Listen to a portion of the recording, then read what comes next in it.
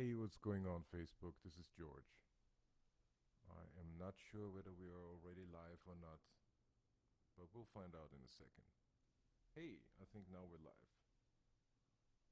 What's going on, Facebook? This is George.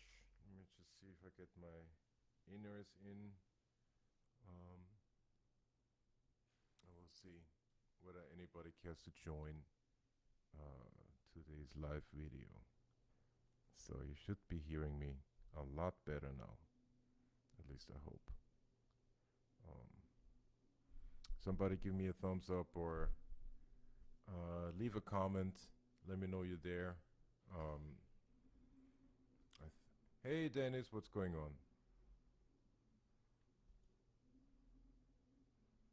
Oh, awesome. 4 people already joined. Well, welcome to yet another live video. It's another Friday afternoon. Hey, Claudia, my cousin just joined. Awesome. Unbelievable. The volume is very low. Okay, well, let me see if I can change that. Marco, give me a thumbs up if this is any better. Okay. I'll try my best to see how this goes. What's going on, Tony Ventura? Good to see you. Um, so here we are. It's a week later, and there have been massive protests all over the U.S. Gadly so, and rightfully so. And hopefully this, will continue. Um, you know. Oh, great, great. So the sound is better. What's going on, Leo Smith? Good to see you, man. Um, and yeah, so basically, I just wanted to. I'm not sure how long this video today is going to be, um, and to be totally honest, um, once again, the current situation is definitely weighing me down and is making it difficult for me to come up with subjects and or things to talk about. Uh, you know, Anybody who has been following the situation over here and who's been on social media or not, knows that there is like so much noise going on and there's so much upheaval and so many people raising their voices, rightfully so, but unfortunately there's also an undercurrent, and I want to take a little bit of time to talk about that today, and that is uh, I'm trying not to repeat myself. What's going on, Carlos Mania? um, the undercurrent I'm talking about is we love African American music, but we don't want to talk about politics. All right. You can't have one without the other. It doesn't exist. Okay. Um, the struggle of African Americans is completely ingrained in the artistic and cultural output of these people, of us, and to deny one aspect of it is not to hear the music and not to get the culture and not to be and to be oblivious and obtuse to what the output really is and what is really talking about. I did make myself a couple notes, so bear with me because it is a difficult topic and it's difficult to talk about this. Um, Again, hey Leo Traversa, what's going on? Okay, we're all going live at the same time. That's awesome. Hey, what's going on? Glad to see you, man. Have a great live session. So check this out. Here are a couple notes uh,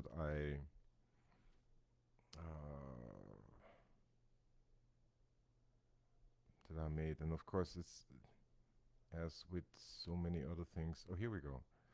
Um, so you cannot separate African American music from the African American resistance to having been been brought over here and having been enslaved. All right. Hey Kenny, yeah, I'm glad I look well lit. That's I'm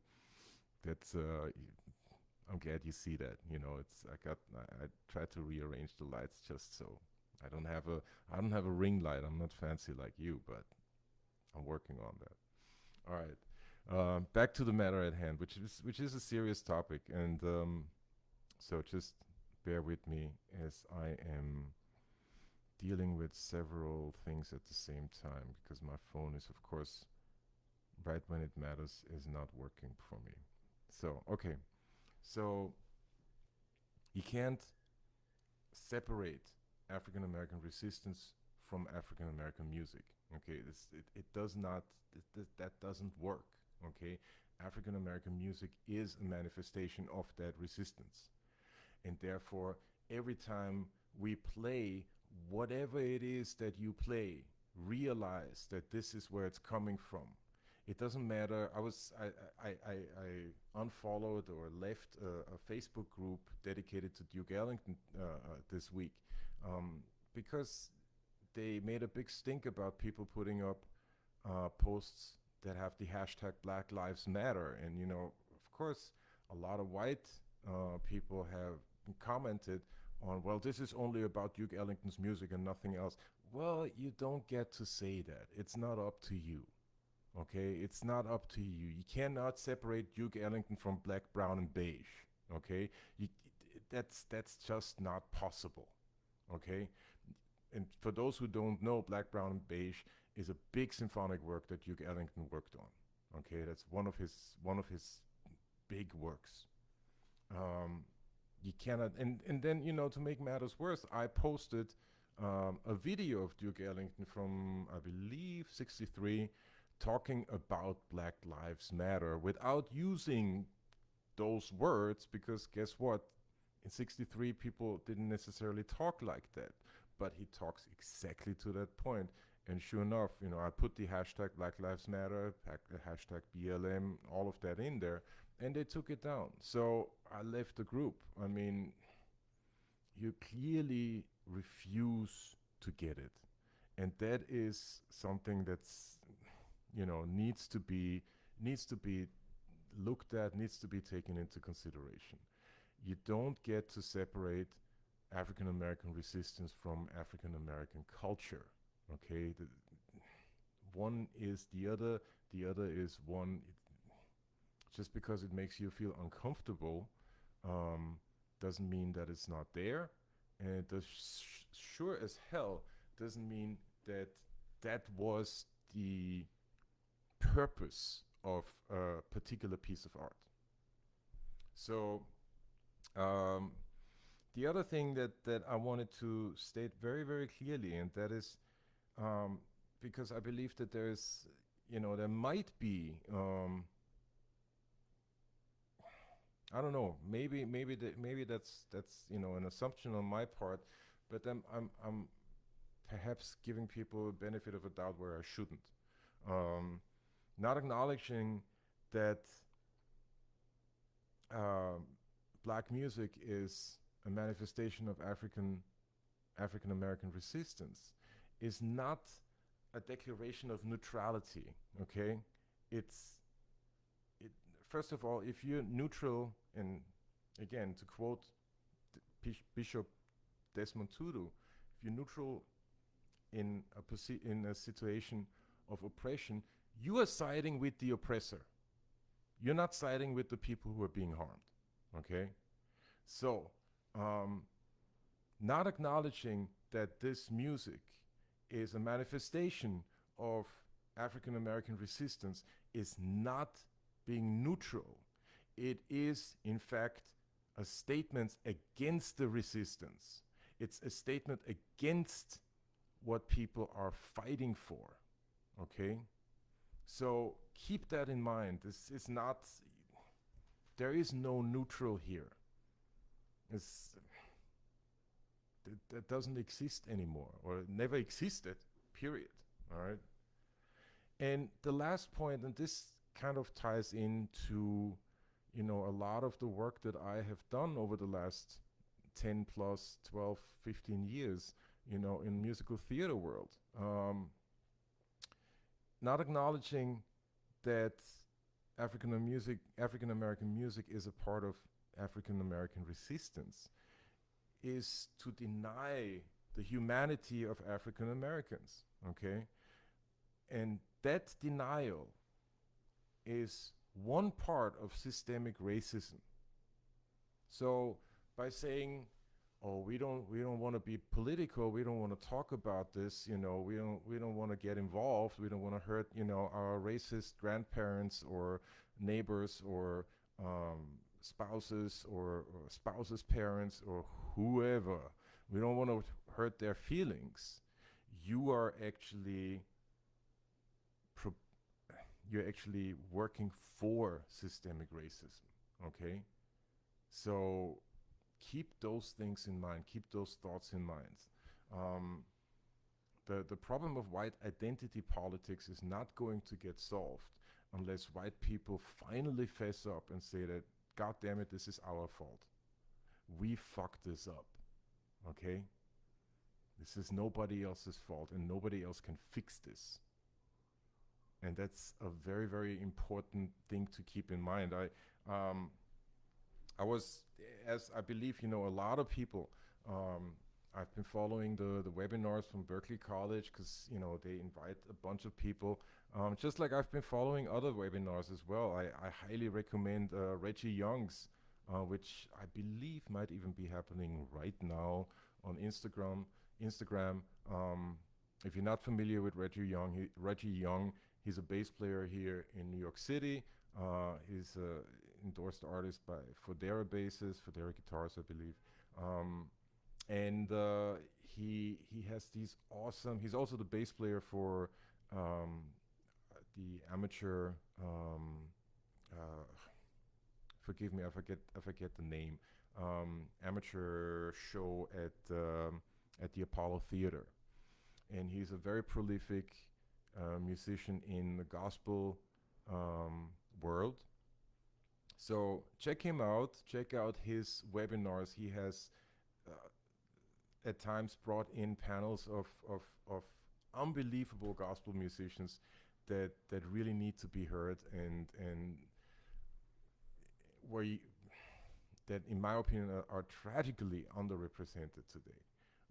And yet are at the forefront of this music that we're playing and are, by being at the forefront, are probably, some of the biggest influences and influential musicians out there right now. So I've been checking out these webinars, and of course, yesterday's webinar from Berkeley started with, I believe, Wooten, Victor Wooten, Steve Bailey, Otil Burbridge, and John Patitucci. Couple things I noticed right away. When the webinar started, all four of them were practicing. Okay, so what's your excuse? So, I mean, not that it needs to be said, but I mean, here you got four individuals, who are really, at the height or, yeah, perhaps at the height of their powers, and they are working shit out every day, okay? So if you ever feel like, oh man, I don't feel like it today, keep in mind Otil Burbridge is practicing every day. Victor Wooten is practicing every day with or without the instrument. Steve Bailey is practicing every day. And by the way, so does Ron Carter, okay? So there are no excuses. There are no excuses. It's, hello. But then, coming back to the webinar yesterday, somebody called in because they also commented on what was going on with them right now during the pandemic, during, these protests, protesting, systemic racism that has yielded, these outcomes of African American people getting killed by the police and by vigilantes almost on a daily basis, police on a daily basis, vigilantes perhaps less, but who knows? We don't get all of the news. So um, they had to comment on that. This is in our humanity to comment on that because it's something that um, influences everybody and stirs up emotions, and we're not nobody is immune to that. And sure enough, some idiot wrote in that if this is a political webinar, then he's gonna leave. Now keep in mind that there are literally thousands of people watching these webinars from all over the world. Okay, so sorry, dude. If you don't like what you hear, there's the door. Don't let it hit you on your way out. You know, Um, but the reason why I'm saying this is again, like you cannot separate uh, the African American cultural output from African American resistance to white supremacy, resistance to white identity politics. Okay, the two are inseparable. This is absolutely impossible. Let me give you just one more example and then I'll move on. Um, Even though pretty much everything I do is is politically influenced. It's just there's no two ways about that. Um, and I was thinking about this morning. I usually go and work out at Prospect Park. I either go running or I walk around the park. I have a bad leg, so right now I can't do as much running as I want to. Nevertheless, while I do that, I usually have headphones on, and I make it a point of listening to at least one album, if not more, while doing that. And today, the album that came up and the album that I had selected was The Temptations. I think it's called The Temptations with a Lot of Soul, and it's got "I'm Losing You" on it. It also got one of my all-time favorite Temptations songs. Let me just see if I find it real quick. Let's see. It's with a lot of soul. There we go. All I Need. That's one of my all-time favorite Temptation songs, and all-time favorite Jameson examples of Jameson's bass playing and his genius. Either way, so I was listening to that, and of course my mind went to James Jamerson, African American bass player to whom we all owe a debt of gratitude for being on this planet and in our universe. Um, because without him, we wouldn't have music as it exists today. I am 100% convinced of that. Of course, he might not be the only one, but he was one of those nucleus, one of those points, one of those hubs that where everything else just moved out from. Very, very important musician and bass player.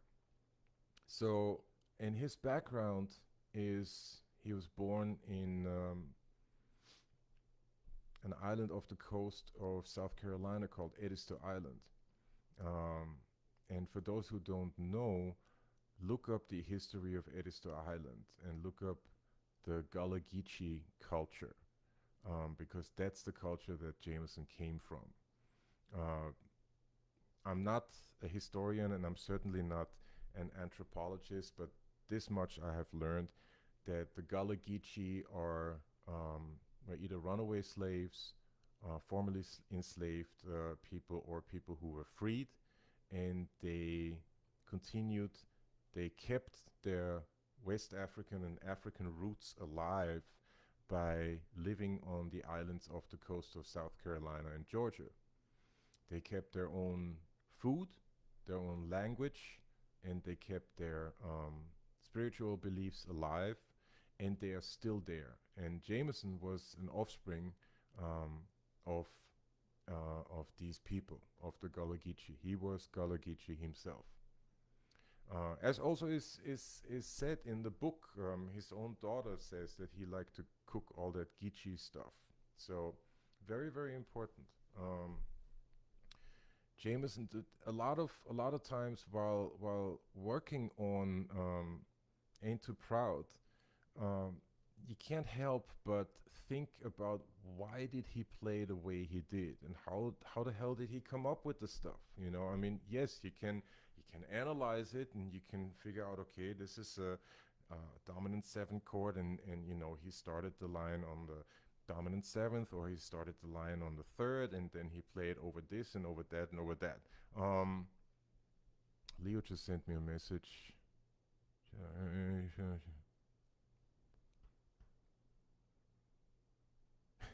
Okay.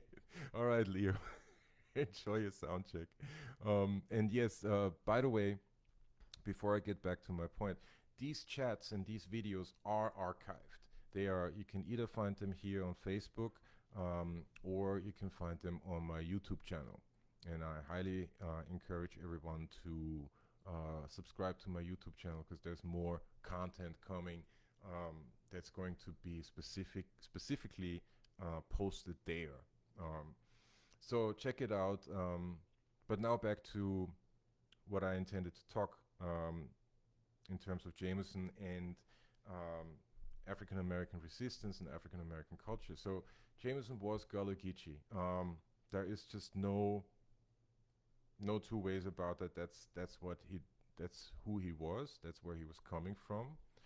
And while learning his music, as I have learned for many, many years, but now, putting a magnifying glass on it for Ain't Too Proud, I very often ask myself, okay, how the hell did he come up with this stuff? Like, why was he playing the notes? Why these notes? Why these rhythms? Why, what's going on there? Now, check it out. There is, with the Gullah Geechee, there is a thing. First of all, a very strong sense of identity. Okay, a very strong sense of community and identity in being African. Okay, very often when you play with people from Africa, say from Senegal, and Africa is an enormous continent, so there are many, many countries there. I have had the pleasure of playing with South African musicians and Senegalese musicians, and uh, maybe even from Cameroon, but I'm not 100% on that. Nevertheless, um, there is a sense of their approach to art is very often, um, all right, I'm going to play one thing, I'm going to play a phrase, but then I will take that phrase and I will play, I will change it. I won't repeat myself, because I've already said this one phrase once.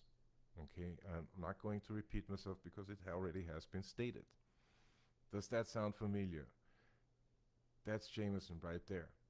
Okay, of course you can say, well, he just, he was just winging it, and he was just improvising all over the changes and all of that stuff. Yeah, there is some truth to that. Nevertheless, I believe that his Gullah Geechee background influenced him in saying something, and then once the form came around, he said the same thing but in another way.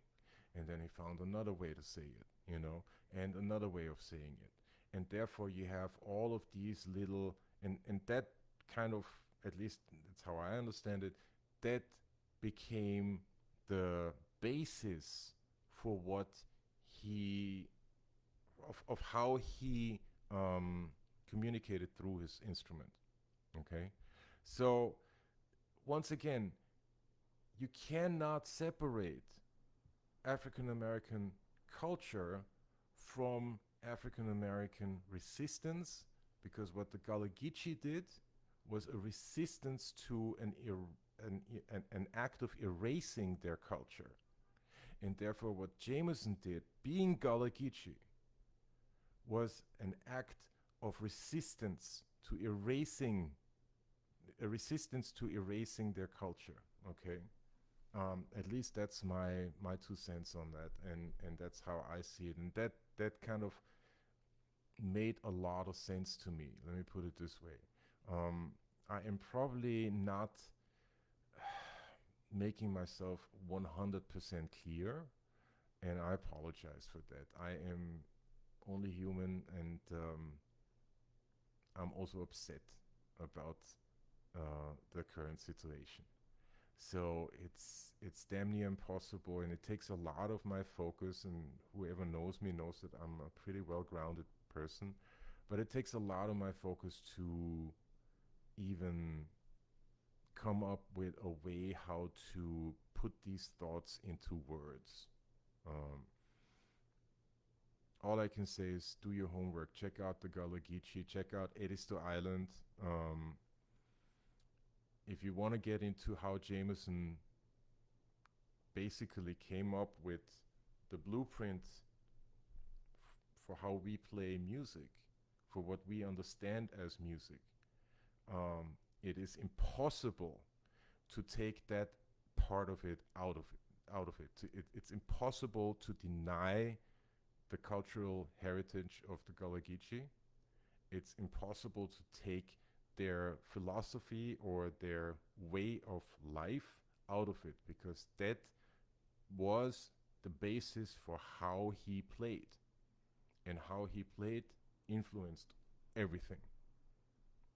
So there you have it. Just as an example, of course, I understand that this is not necessarily uh, something that is, at least for me, okay, with my limited vocabulary, with my limited amount of research, and you know, the way I think, it is not easy to. It's not an easy subject, because it's so broad and there is so much information in pretty much every statement, and there's a lot that needs to be taken in.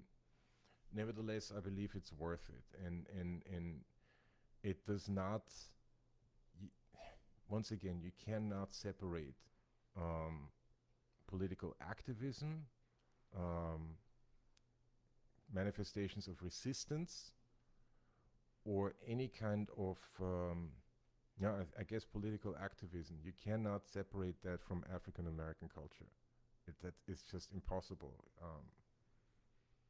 Go to any, and also, again, like, let me just uh, backpedal, well, not backpedal, but let me just come back to this other point: is if you are trying to um, separate the two thoughts, you are actively denying um, African Americans their humanity, and therefore are working for systemic racism.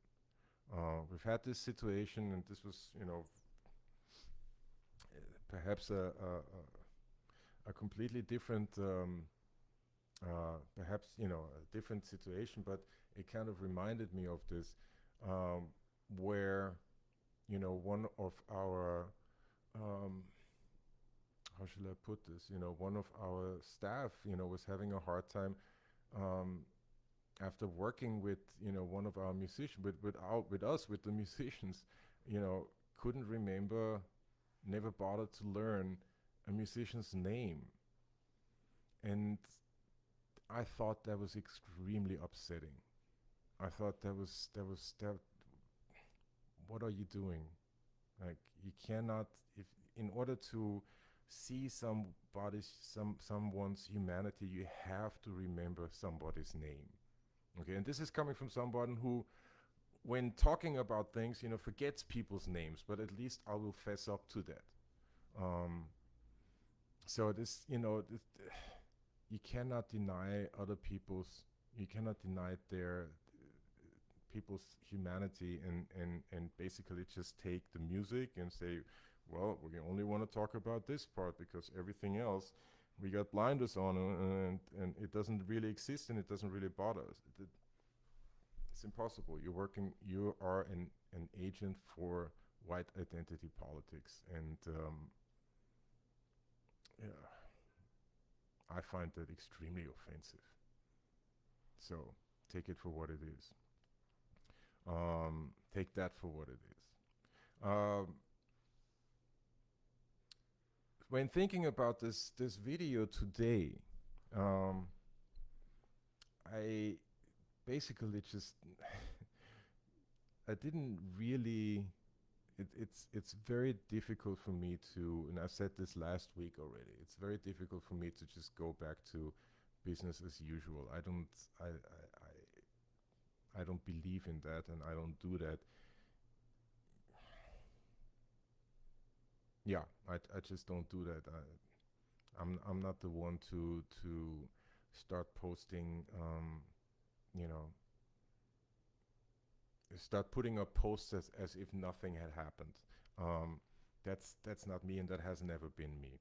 Nevertheless, I will take my cue from what happened yesterday at the webinar, because at the Berkeley webinar, all four of these extremely accomplished players, um, had to acknowledge their frustration with the situation, and their anger. And to say that I'm not angry would be lying through my teeth. I am furious, um, and have been for a very, very long time. Nevertheless, there's also one thing that we do, and that is playing the bass. And while I was working out again today, I was kind of reminded of the first Stanley Clarke album. And I had, back in Vienna, I had a vinyl copy of that album, and I don't necessarily remember right now whether it was the first one or a different one. Nevertheless, it was a double album. You could open it up, or it had liner notes on the back. Don't remember all the details of it, but on the liner notes, Stanley Clarke has a fascinating way of introducing himself, and the way, if I remember this correctly right now, I think it starts with my name is Stanley. I am a musician. I am a bass player, and then he goes on with whatever else.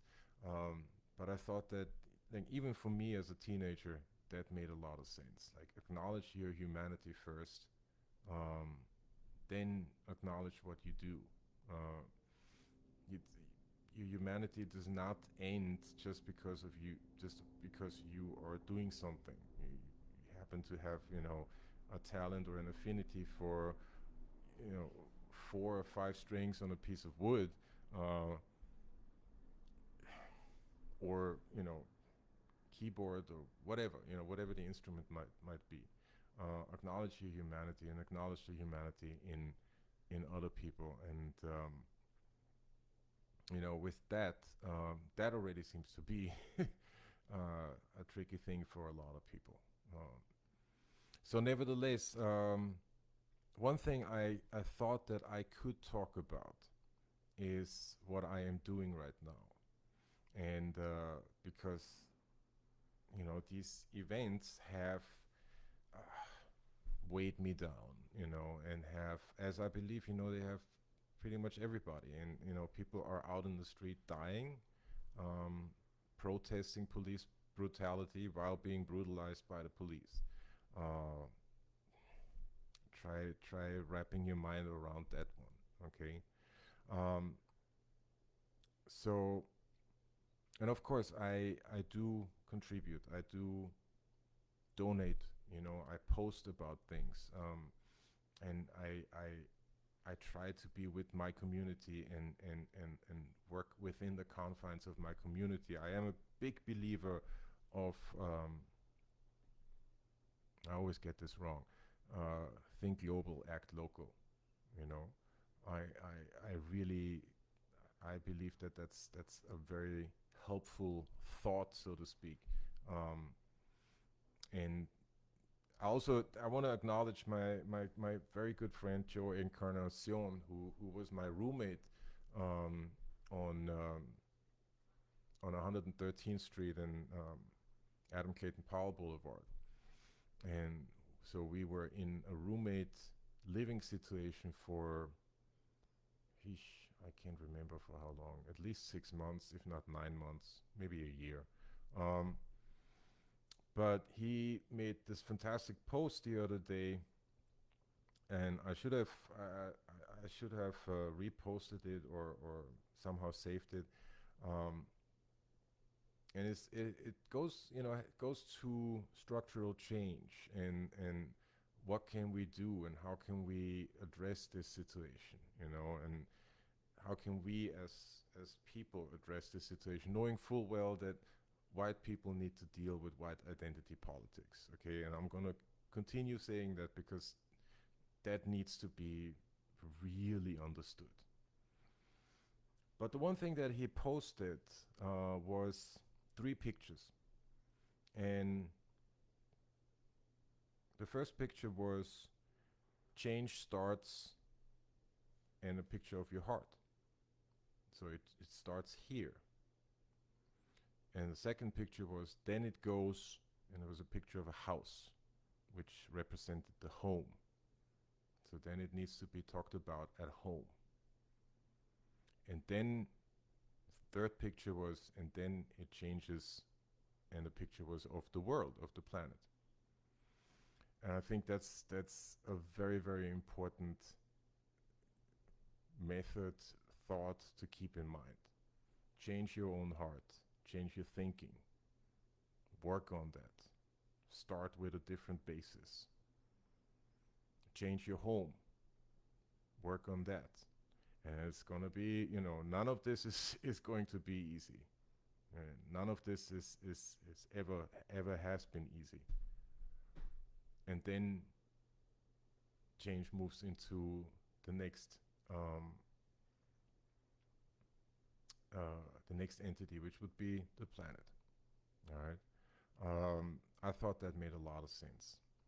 So, how do I work on my heart? How do I deal with this right now?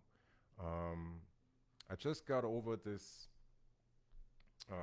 tendonitis in my left arm, and I want to give one more shout out to someone who has really helped me quite a bit, and that is Dr. Randall Kurtz. And I highly recommend all the bass players out there, I highly recommend you guys get this book. Okay, The Bassist Guide to Injury Management, Prevention, and Better Health by Dr. Randall Kurtz.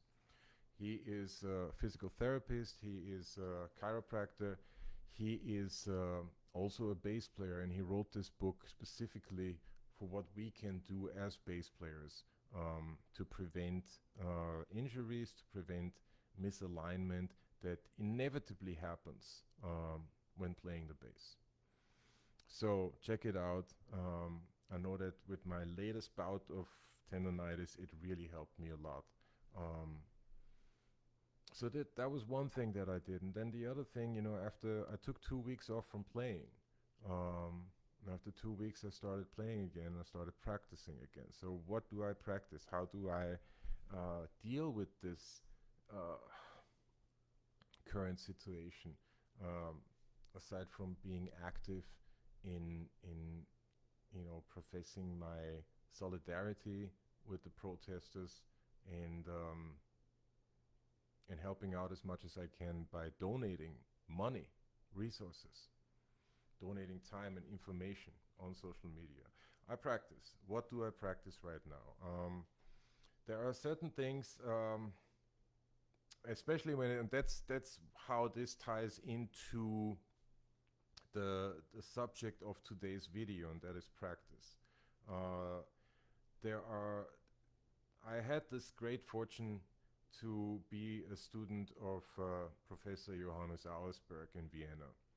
And he was my classical teacher, and to say that he changed my life, perhaps saved my situation, saved my life would be an understatement.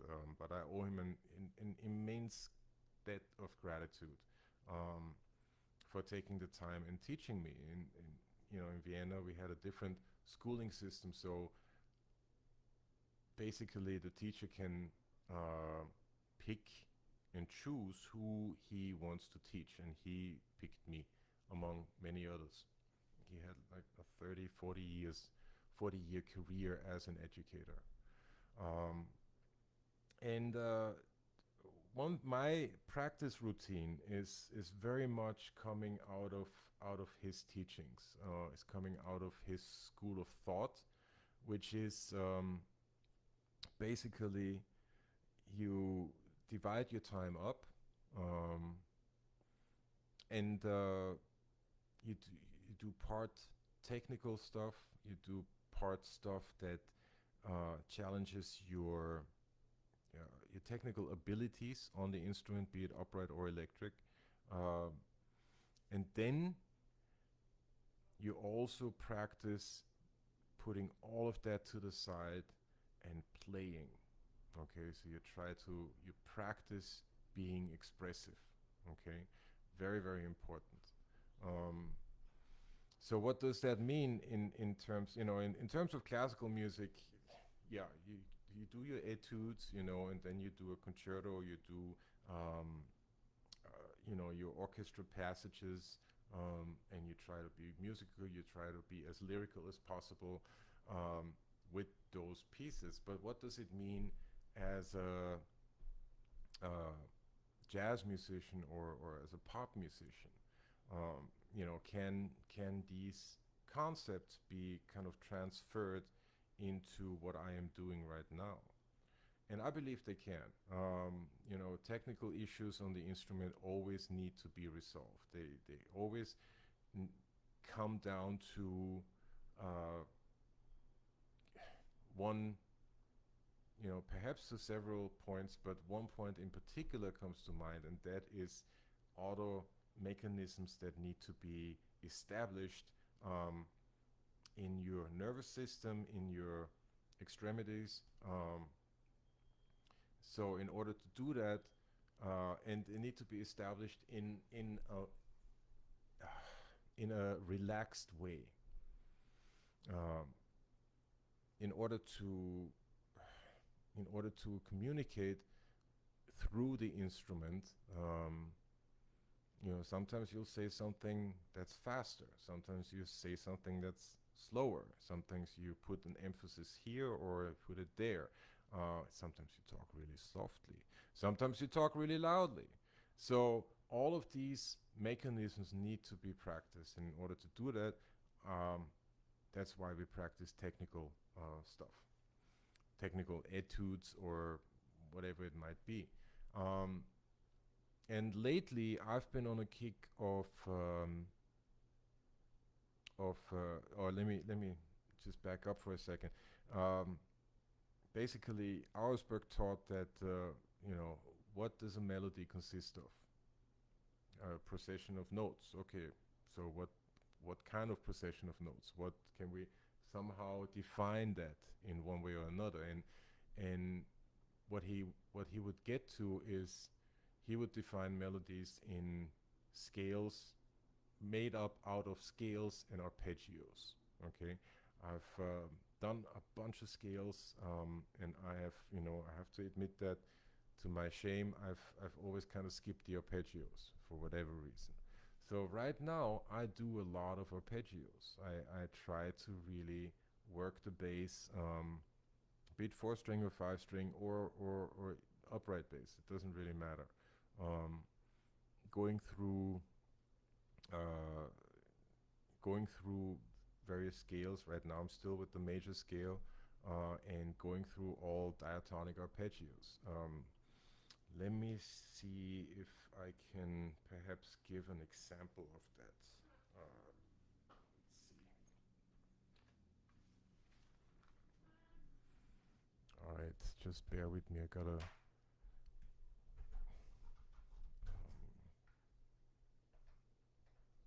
Let's see if this works.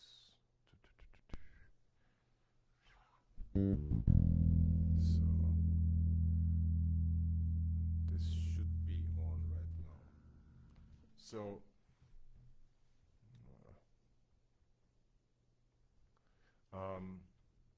one exercise that I kind of took from this great bass player by the name of Kai Eckhart Carpe. He lives out on the West Coast in Oakland, I believe, Bay Area. Fantastic bass player. I met him many, many years ago, and he posted this exercise some time ago, and I kind of took it and ran with it and adapted it for inclusion of arpeggios. Check this out. So this is what we do.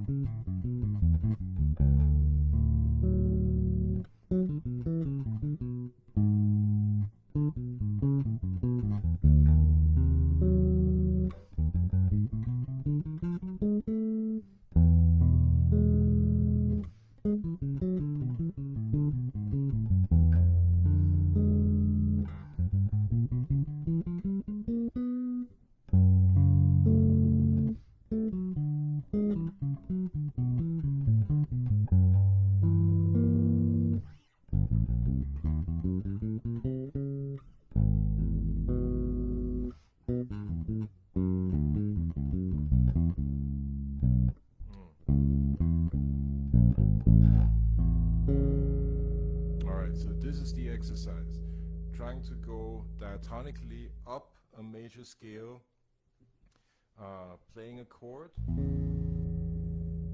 And I think the original exercise that Kai Eckert put up was playing a chord and then playing an interval going down, but staying within the diatonic notes of that scale.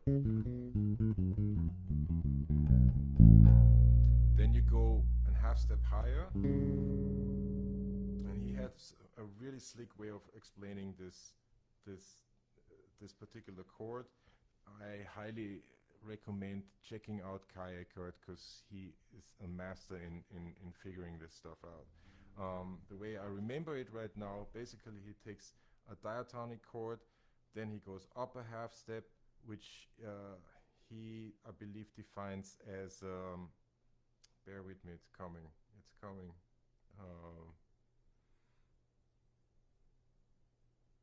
I think it's a half diminished chord leading into the next diatonic chord. Okay, I hope. But so it takes that chord.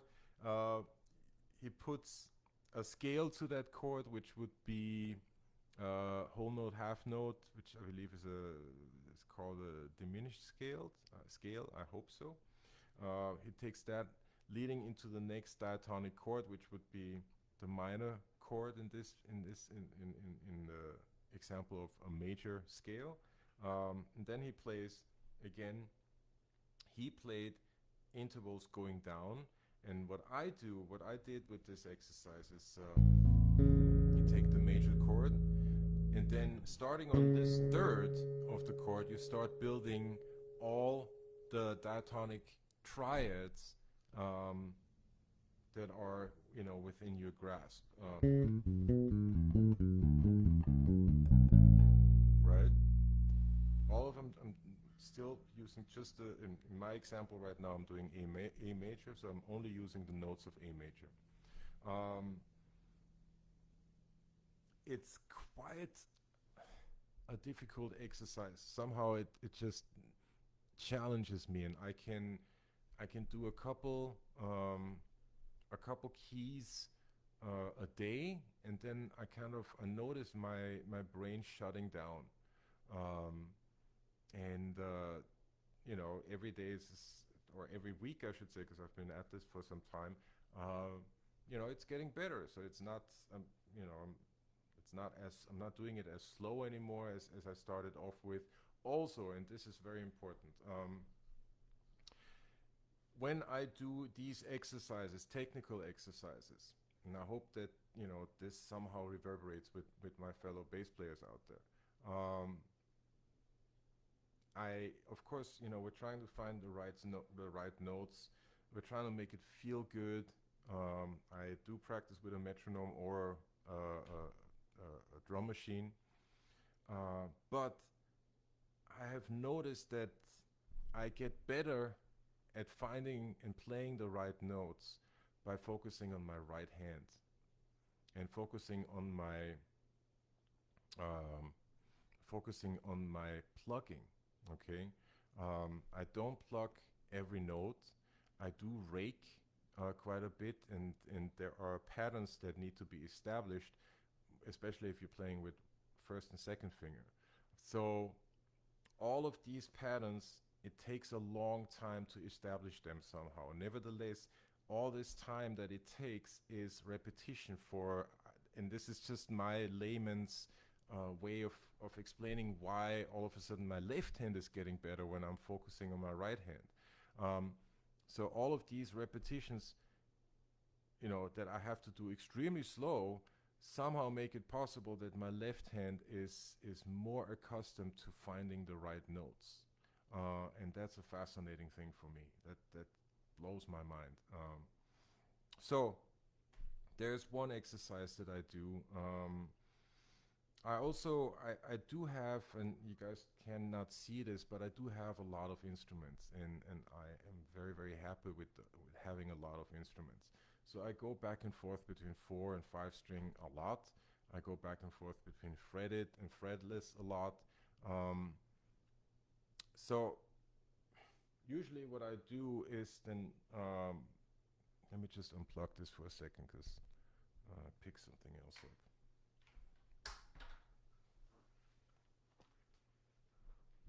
By the way, 77 jazz bass, all-time favorite 4 string.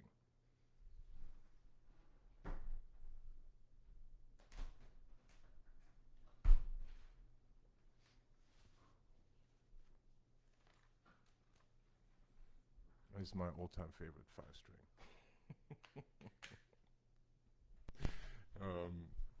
So what I do on the 5 string, for instance, what I'm working on right now, I'm not going to talk for very much longer, and I feel like I already taken up enough of your time. Again, I'm trying to work on arpeggios. So what does that mean? There is, there we go. Say you have a major scale. Let's take D major, all right? Arpeggios, and I'm just using triads right now. I'm not using 7th chords. I'm going to get to the 7th chords eventually, but right now I'm just using triads.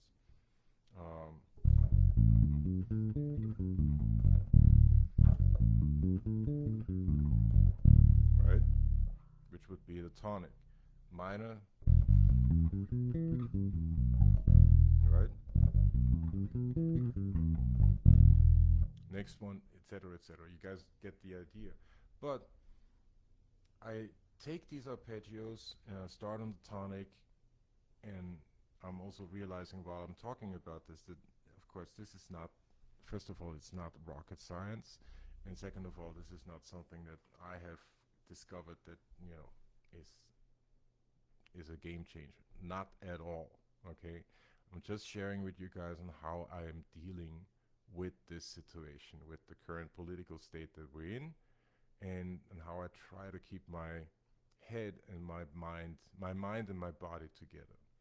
So start on the tonic, move up to the 3rd. What does that mean?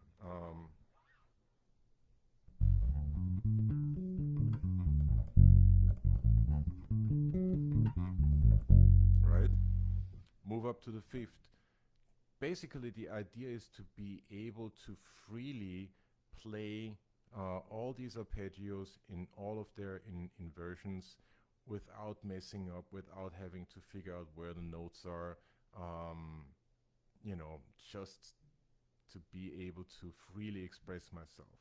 And then this is how it ties into what Auersberg taught, take the freedom that you are working on, okay, that you're working on in terms of technical prowess or in terms of difficult technical pieces, take the relaxed state that your body should be in, because you need to practice that as well, and move that over to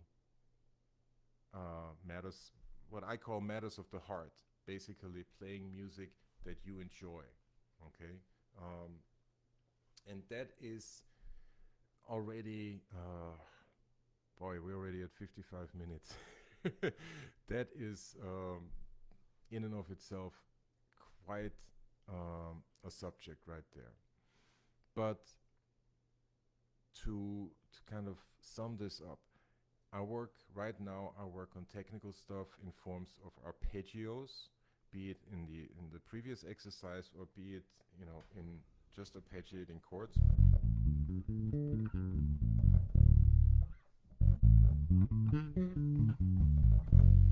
Going to the next one.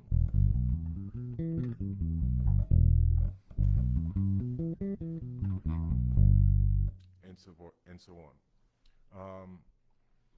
And eventually I'm also going to get to the, you know, starting on the fifth and be able to play all the triads, you know, up and down the fingerboard.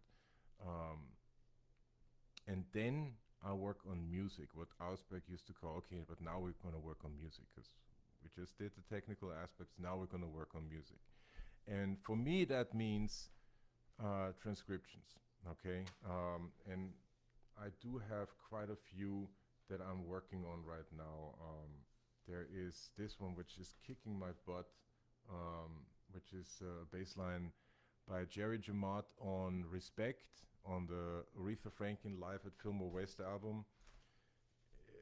I challenge anyone to just play that, okay? Because he has the right hand of doom, and try playing along with it, you know. Nevertheless, forget about playing, like trying to catch his notes. It's not easy, all right? There's another transcription that I'm working on, which is by Pino Palladino. The song is Vultures with the John Mayer trio. The great Steve Jordan is on drums on this one, and wow, unbelievable.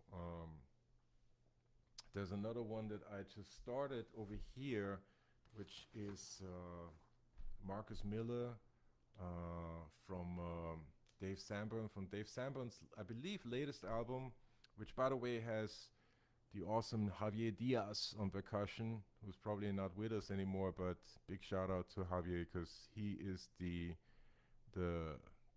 percussion player on the entire album, and he is kicking butt, okay?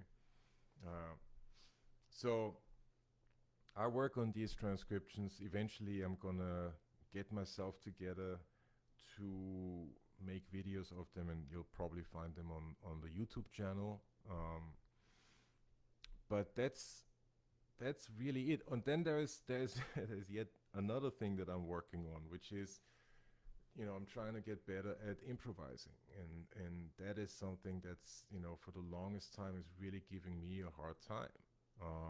So I've taken lessons about that subject with Kai Eckert. I've followed people.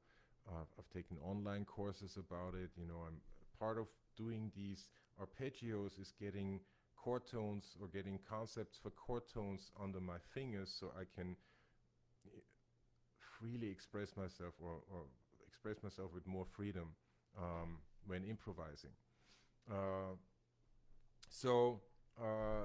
But the one thing that I also do is I loop myself.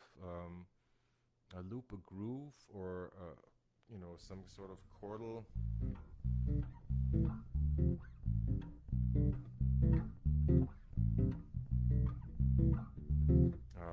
What was the other thing that I had the other time? Let's see if I can get this.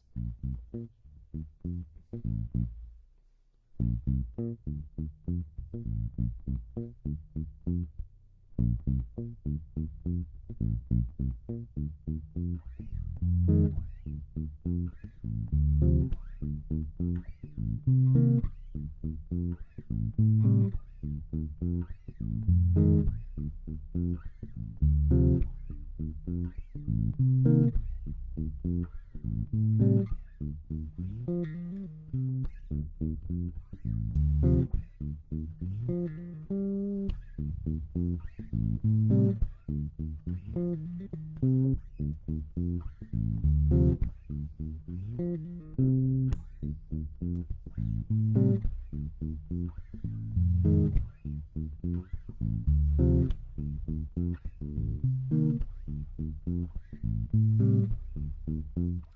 you go.